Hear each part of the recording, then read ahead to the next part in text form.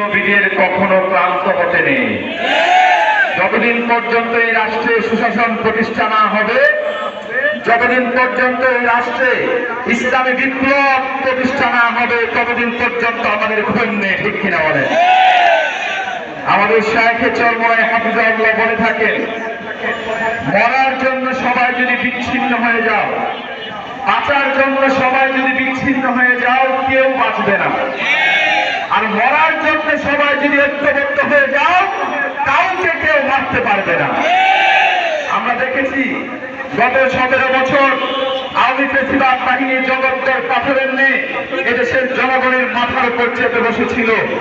জনগণ যখন ঐক্যবদ্ধ হতে পারেনি, ততদিন পর্যন্ত এই রাষ্ট্রে জগদ্দল পাথরের নিয়ে চেপে বসেছিল সে আওয়ামী সরকার। ঠিক কিনা?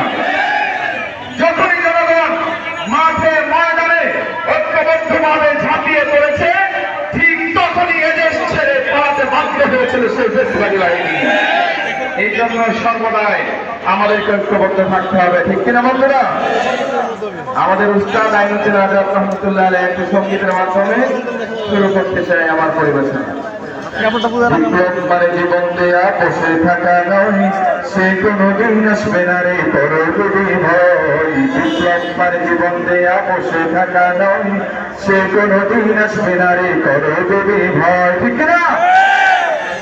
আসবে বিজয় রক্ত আর জীবনের বিনিময়, আসবে বিজয় রক্ত আর জীবনের বিনিময়। বিপ্লব জীবন দেয়া বসে থাকা নয়, সে কোনদিন আসবে না রে করো যদি ভয়। বিপ্লব জীবন দেয়া বসে থাকা নয়, সে কোনদিন আসবে না রে করো যদি ভয়। ওই ভয় জানেতে যেতে তোমাকে হবে, প্রয়োজনে সব রক্তটুকু জমিনেই ঢেলে দেবে।